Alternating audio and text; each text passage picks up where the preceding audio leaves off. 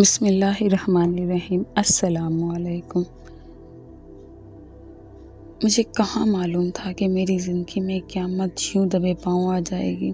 मैं तो अपनी ज़िंदगी के झमेलों में उलझी हुई थी जब मेरी ज़ात के बरखच्चे उड़ाकर रख दिए गए। मेरे साथ एक ऐसा वाक़या पेश आया है कि सोच सोच के मेरी रूह लरसती है। दिल चाहता है कि अपनी जान अपने हाथों से ले लूँ, मगर हराम मौत मरना मुझे पसंद नहीं।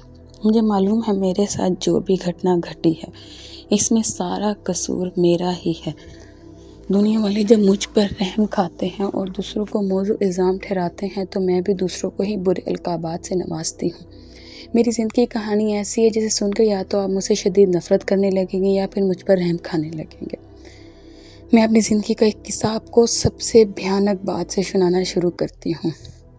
मैं घर के कामकाज में मसरूफ़ थी जब मोहल्लेदार औरत बशीरा हाँफते हुई मेरे घर आई थी। वह कहने लगी, तुम यहाँ घर के काम काज कर रही है जबकि वहाँ खेतों में तेरी बेटी पर क़यामत बीत गई और तुझे खबर तक ना हुई। कैसी माँ है तो पूरा गांव खेतों में जमा है। मेरे हाथ से झाड़ू छूट कर नीचे गिर गया था। मैंने खुद से सवाल किया, मैं कैसी माँ हूँ? मुझे अपने जूते की भी खबर नहीं थी। नंगे पाँव भागती हुई मैं खेतों की जानिब बढ़ने लगी थी। साथ ही साथ खुद से सवाल करती जा रही थी कि कैसी माँ है तू? कैसी माँ है तू? झाड़ू देते हुए मेरे हाथ क्यों नहीं कांपते? मेरे दिल की धड़कन तेज़ नहीं हुई तो कम से कम थम ही जाती। मैं तो सुन रखा था कि जब औलाद पर कोई मुसीबत आती है तो कब्र में भी बड़ी माँ की रूह तड़प जाती है। तो फिर मुझे कुछ बुरा होने का एहसास क्यों ना हुआ? जमीला, तू माँ है भी कि नहीं? मैं नंगे पाँव भागते हुए खेतों तक पहुँच गई थी। मैंने हजीम को अपने हाथों से परेड खेलना शुरू कर दिया था और फिर अपनी बेटी के सामने खड़ी हो गई थी। वो लूटी पटी सी थी, घबराई हुई थी। मुझे देखकर इसकी आंखों में बहुत से एहसासात एक साथ नजर आए थे। मुझे सबसे बड़ा सवाल जो मुझे दिखाई दिया था वो ये था कि माँ, जब मुझ पर ये सब बीत रहा था तो तू कहाँ थी? मैं बोली, किसने तेरे साथ ये जुल्म किया है? वो सवाल सुनकर फुट फुट कर रोने लगी थी और मेरे सीने से लग गई थी। मैं इसे सवाल करती जा रही थी मगर वो बिल्कुल चुपचाप थी। मैंने इसे झंझोड़ डाला था मगर वो फिर भी मुझे कोई जवाब ना दे सकी थी। तब बशीरा आगे बढ़ी थी। इसने ज़मीन से मेरी बेटी का दुपट्टा उठाकर इसे उड़ा दिया था और मुझे कहने लगी, अपनी बेटी को घर ले जा। मेरे कदम मन मन के हो गए थे। मैं अपनी बानों को अपने साथ लपेटे हुए घर की जानिब बढ़ने लगी थी। मेरे वजूद के एक एक हिस्से से बददुआ निकल रही थी। मैं ये कहती जा रही थी, या अल्लाह, जिसने मेरी बेटी के साथ जुल्म किया है इसको तू रुसवा कर दे, इसको तू दो जहानों में ज़लील व ख्वार कर दे। मैं अपनी बेटी को घर ले आई थी तब मेरा शौहर फिर भर घर पहुँच गया था। जब इस तक भी ये बात पहुँच चुकी थी वो हक्का बक्का सा तो कहने लगा, मेरी तो किसी के साथ कोई दुश्मनी नहीं थी, फिर मेरी भोली भाली बेटी के साथ ये सब क्या हो गया? मैं बोली, अमजद, लोग ये सब दुश्मनी में नहीं करते, अपने मफाद की खातिर करते हैं। मेरी बेटी चारपाई पर बैठी कांप रही थी। फिर अचानक से दरवाज़ा खुला और मेरी सास दौड़ते हुए घर के अंदर दाखिल हुई थी। वो आज दूसरे गाँव अपनी बेटी से मिलने गई हुई थी। मुझे देखकर चिल्लाने लगी कि अवारा बेहया, तू कहाँ थी जब तेरी बेटी के साथ ये सब हो गया? तुमने इसका ख्याल क्यों ना रखा? जब मैं घर पर होती तो इस पर अपनी निगाहों के सामने से हटने नहीं देती। तो ऐसे कौन से काम कर रही थी जो बेटी का ख्याल ना रख पाई? मेरी सास ये सब अल्फाज मेरे शोहर के सामने अदा कर रही थी। वो तो पहले ही बहुत शक्की मिजाज था।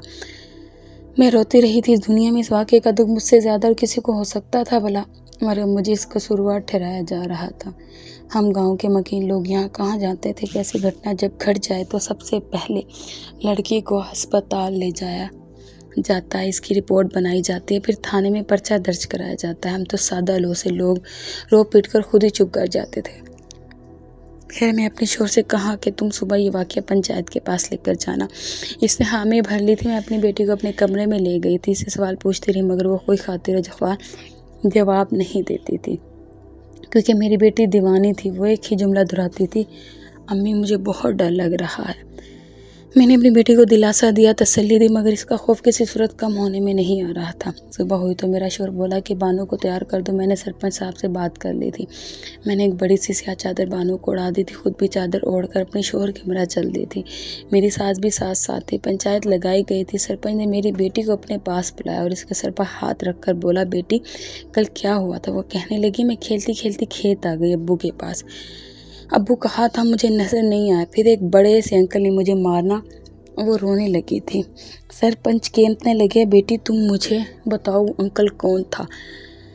मैं इसे मारूंगा। मेरी बेटी नाम लेने से कासिर थी। कहने लगी, नाम नहीं मालूम, तो इस जालिम शख्स को पहचान भी ना पाई थी। 3 दिन तक सरपंच अपनी हवेली में बानू और गांव के मुर्दों को बुलाता रहा ताकि वो अपने मुजरिम को पहचान सके, मगर वो नाकाम रही थी। सरपंच ने ये केस ख़त्म कर दिया था। मैं बेइंतहा मायूस हो गई थी। इन्हीं दिनों मुझे इल्म हुआ कि मेरी बेटी तो हामला हो चुकी है। ये खबर जब मुझे मालूम हुई तो मैं सख्ते में आ गई थी। ये क्यों हो गया था? मेरी बेटी तो पागल थी। वो तो बच्चा अपने वजूद को संभाल नहीं सकती थी, और फिर ये बच्चा। मैंने ये बात अपनी सास से छुपा ली थी। मेरी सास मुझसे बहुत नफ़रत करती थी। मुझे यही डर था कि जब इसे ये सब मालूम होगा तो वो क्या करेगी, मगर वही हुआ जो नहीं होना चाहिए था। दाई वापस जाते हुए मेरी सास को बता गई थी कि तेरी पोती हामला है।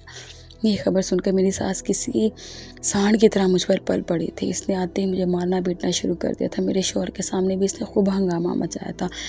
वो यही कहती जा रही थी कि मुझे बताओ तुमने अपनी बेटी का ख्याल क्यों न रखा। फिर मेरे शौहर से कहने लगी, अमजद तुम अब भी कि अभी इसको तलाक देकर घर से निकाल दो, ये कमबख्त औरत घर में रखने के लायक नहीं है।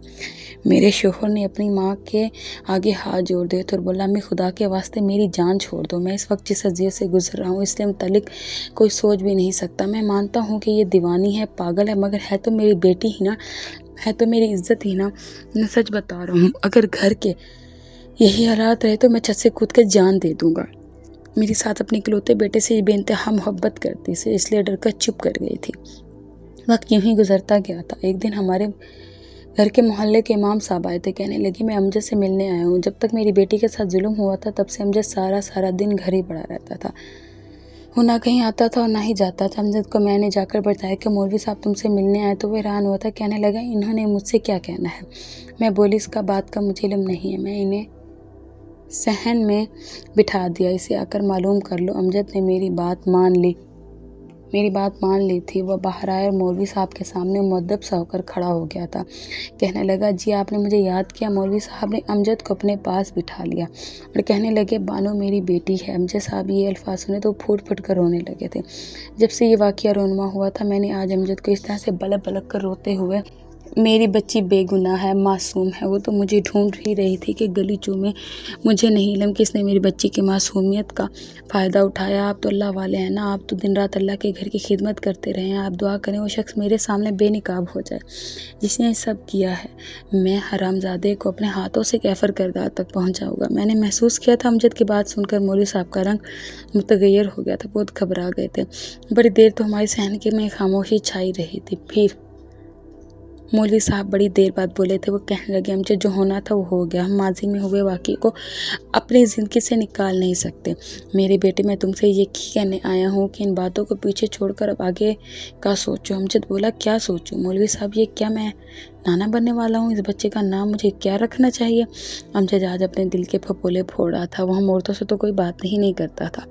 इसने कभी ये जाहिर ही नहीं किया था कि वो इस वक्त किस अज़ाब से गुजर रहा है। अमजद के मुँह से ये सब बातें सुनकर मैं शर्मिंदगी के दलदल में धंसती चली जा रही थी। मेरी आंखों से आंसू बहने लगे थे। मौलवी साहब बोले, अमजद मुझे इस बात का इल्म नहीं था कि आपकी बेटी हामला हो चुकी है। मैं तो यहाँ सवाली बनकर आया था। मैं चाहता था कि बानो के अपने वकास को दुल्हन बनाकर अपने घर ले चलूँ। मैं इसको इज़्ज़त देना चाहता हूँ। अब जब आपने मुझे ये बता ही दिए तो मेरी यही दरख्वास्त है, इस बात को जिस कदर मुमकिन हो सके खुफिया रखा जाए। मेरे बेटे को इस बात की भनक भी ना लगे।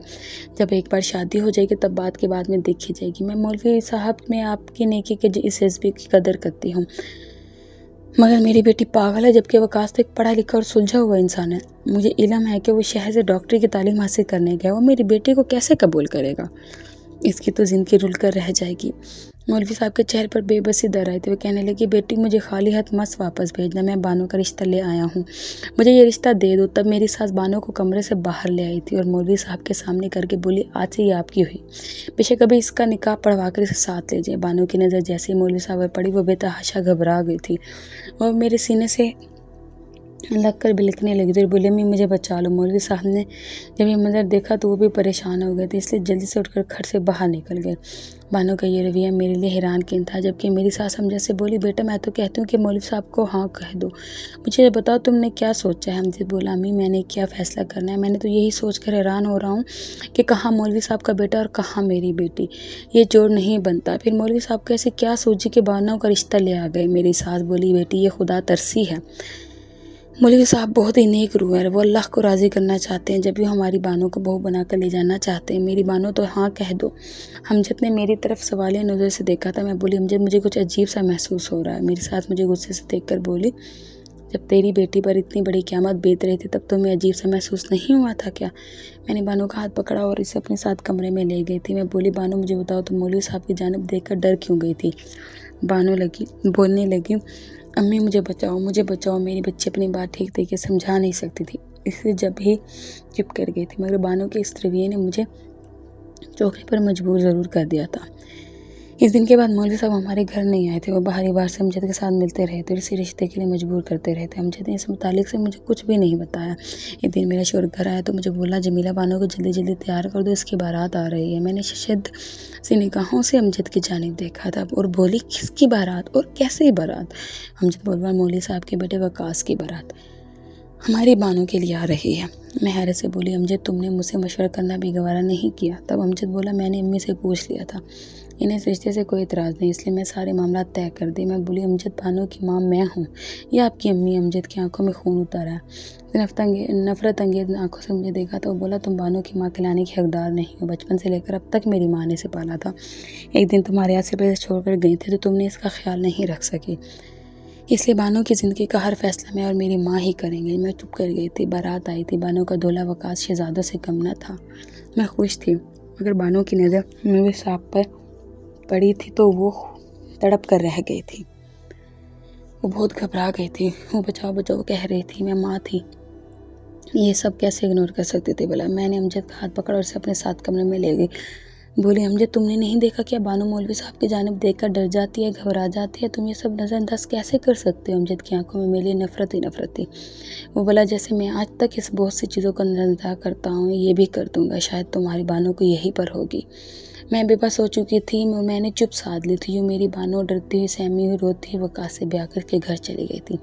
मैं बहुत टूटी हुई थी। मेरे लिए बानो का गम ही काफ़ी था। अभी अमजद की नफरत मेरे लिए नाकाबिले बर्दाश्त हो रही थी। मैं अपने कमरे में बैठी थी। अमजद घर से बाहर जा चुका था। मैंने अलमारी से अपना मोबाइल निकाला, अपने आशना को फ़ोन मिला लिया था।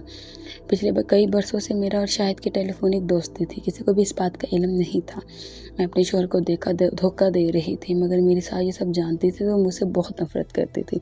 इसने अमजद को मेरे खिलाफ बहुत भड़काने की कोशिश की थी। इसने बार बार अमजद से यही कहा था कि तेरी बीवी के लक्षण अच्छे नहीं हैं, वो बदकिरदार है। मगर अमजद ये बात सुनकर गुस्से से लाल पीला हो जाता था। इसने अपनी अम्मी से साफ साफ कह दिया था कि अगर आपने मेरी बीवी को बदनाम करने की कोशिश की तो मैं अपनी बीवी को लेकर चला जाऊँगा। आप मेरी मुश्किल शक्ल देखने को भी तरस जाएंगे। अमजद मुझसे बेतहाशा मोहब्बत करता था, इसलिए इसने कभी अपनी वालदा की बातों पर भरोसा नहीं किया था। मेरी सास इस धमकी से खौफजदा हो गई थी कि वो किसी सूरत भी अपने इकलौते बेटे को खोना नहीं चाहती थी, इसलिए इसने वक्ती तौर पर ये बात छोड़ दी थी। मगर वो फिर वक्तन मेरे शौहर के मेरे खिलाफ करने की कोशिश करती रही थी। ये तो शायद शुक्र था आज तक मैं पकड़ी नहीं गई थी।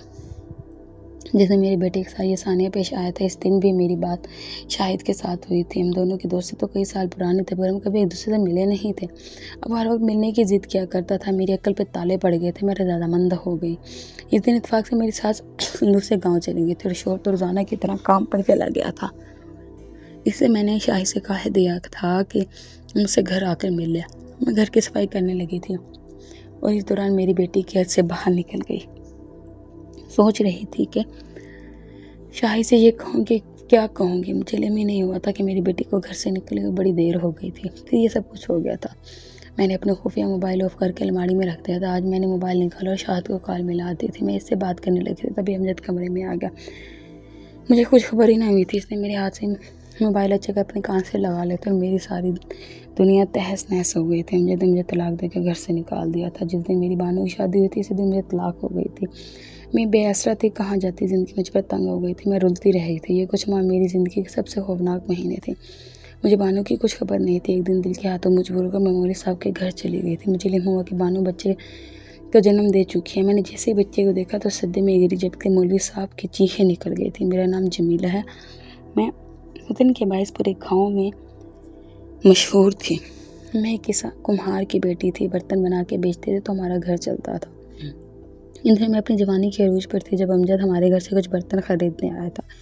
वो बड़ा ही गबरू जवान था। हम दोनों के नैन आपस में मिले तो दिलों की सौदेबाजी हो गई थी।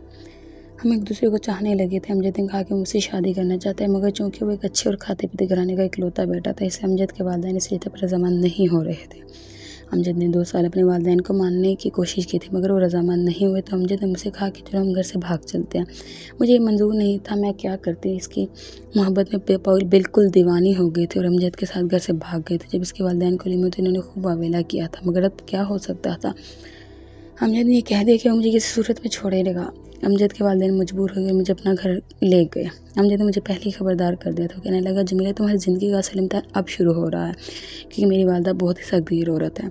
हमने इनकी मर्ज़ी के बगैर शादी की है, इस बात का बदला तुमसे ज़रूर लेंगी। वही हुआ जिसका डर था। मेरी सास ने शादी के अव्वल रोज़ ही मुझ पर ज़िंदगी तंग करना शुरू कर दी थी।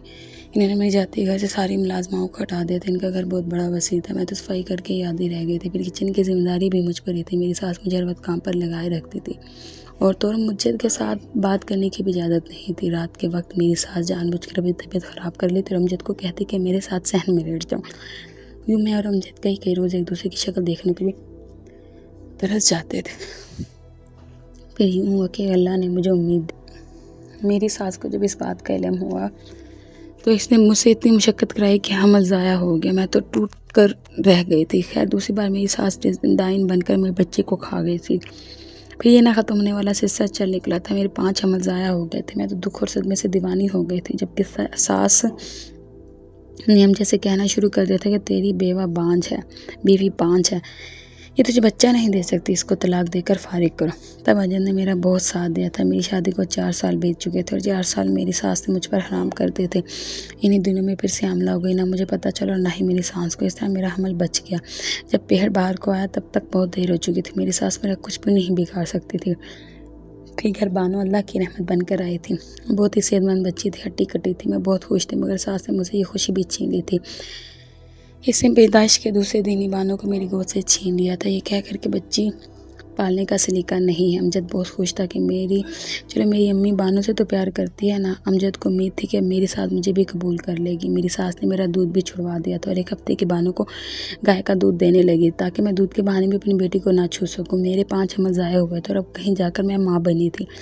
मेरा जी चाहता था कि मैं अपनी बेटी को गोद में भर कर प्यार करूँ, इसके गाल चूमूं। मैं इसको सारा दिन छुप छुप कर देखती रहती थी।